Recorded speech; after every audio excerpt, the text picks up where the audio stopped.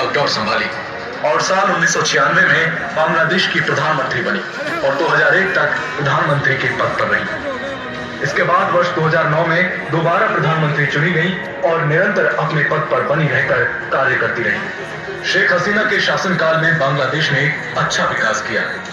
भारत के सानिध्य में रहकर बांग्लादेश निरंतर विकास की नई सीढ़ियां चढ़ता जा रहा था। लेकिन फिर आया साल 2024। अगस्त का महीना था। जमात इस्लाम ने अपना रंग दिखाना शुरू किया और छात्रों के अंदर सरकार के विरुद्ध ज्वाला को भड़का दिया।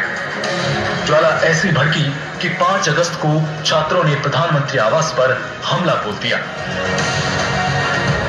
और शेख हसीना को जान बचाकर भारत आना पड़ा। बांग्लादेश में तख्ता पलट हो गया और मोहम्मद यूनुस ने सेना के साथ मिलकर अंतरिम सरकार बनाई। लेकिन विद्रोहियों के मन को इतने पर भी शांति नहीं मिली। इसके बाद वहां बहुसंख्यक मुसलमानों ने अल्पसंख्यकों पर अत्याचार करना शुरू कर दिया। आइए अब आपको बताते हैं कि तख्ता पलट से लेकर अब तक कब और क्या हुआ। 5 अगस्त को छात्रों के नेतृत्व में व्यापक उग्र विरोध प्रदर्शन के बाद शेख हसीना को अपने प्रधानमंत्री के पद से इस्तीफा देना पड़ा और वह भारत आ गई। शेख हसीना के सत्ता से बाहर होते ही और अंतरिम सरकार बनते ही बांग्लादेश में हिंदुओं पर अत्याचार शुरू हो गए। एक हफ्ते के भीतर हिंदुओं पर लगभग 200 हमले किए गए। इसी बीच अल्पसंख्यक हिंदुओं पर हुई हिंसा के खिलाफ एक प्रमुख आवाज बनकर उभरे संत चिन्मय कृष्णदास। इसके बाद बांग्लादेश में फैली अशांति के बीच हिंदुओं के खिलाफ हो रही हिंसा को लेकर सनातन जागरण मंच शुरू किया गया और चिन्मय दास को इसका प्रवक्ता नियुक्त किया गया और इस मंच के द्वारा हिंदुओं की आवाज को उठाया जाने लगा। 16 अगस्त को मोहम्मद यूनुस ने अंतरिम सरकार के मुख्य सलाहकार का पदभार संभाला। 5 सितंबर को यूनुस ने एक साक्षात्कार में कहा कि भारत हमलों को सांप्रदायिक रंग दे रहा है और ज्यादातर हमले उन लोगों पर हुए जिन्हें हसीना का समर्थन करते देखा गया, जिनमें से कई हिंदू भी थे। 30 अक्टूबर को इस्कॉन के संत चिन्मय कृष्णदास सहित कई हिंदू संतों पर यह अवैध आरोप लगाते हुए देशद्रोह का मुकदमा दर्ज किया गया कि उन्होंने इस्कॉन के झंडे को बांग्लादेश के झंडे के ऊपर रखा।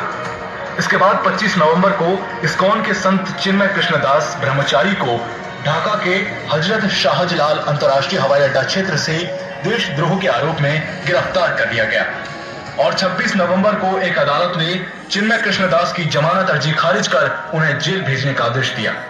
28 नवंबर को शीर्ष छात्र नेताओं ने इस्कॉन पर प्रतिबंध लगाने की मांग की। उच्च न्यायालय में याचिका स्वीकार की गई। 29 नवंबर को बांग्लादेश के वित्तीय अधिकारियों ने इस्कॉन से जुड़े 17 व्यक्तियों के बैंक खातों की संपत्ति 30 दिन के लिए फ्रीज करने का आदेश दिया। 30 नवंबर को हिंदू पुजारी श्याम दास प्रभु को भी पुलिस ने गिरफ्तार कर लिया। बांग्लादेश में हिंदुओं पर बढ़ते अत्याचार को देखते हुए पूरे विश्व समुदाय से विरोध के सुर उठने लगे हैं। यह वही बांग्लादेश है जब भारत ने उसकी अस्मिता को बचाने के लिए अपनी सैन्य ताकत भेजकर बांग्लादेश के अस्तित्व को मिटने से बचाया। युद्ध से निकलने से लेकर आज तक भारत ने हमेशा बांग्लादेश की मदद की। अपने पड़ोसी देश नहीं बल्कि हमेशा अपने परिवार की तरह उसकी परवरिश की। जब 21 जून को विश्व योग दिवस पर पूरी दुनिया ने वसुधैव कुटुंबकम का परिचय देते हुए योग को स्वीकार किया, तब बांग्लादेश के लाखों लोगों ने योग करके भारत की प्रतिबद्धता का सम्मान किया। लेकिन इस अंतरिम सरकार के मुखिया हिंदुओं के साथ हो रहे अत्याचार पर जो कूटनीतिक राजनीति कर रहे हैं, उससे पूरी दुनिया स्तब्ध है। आज शांति के क्षेत्र में 2006 में नोबेल पुरस्कार विजेता यूनुस खान की इस घटिया सोच और बर्ताव की पूरी दुनिया थू थू कर रही है। आज शांति के क्षेत्र में मिलने वाला नोबेल पुरस्कार भी शर्मिंदा है।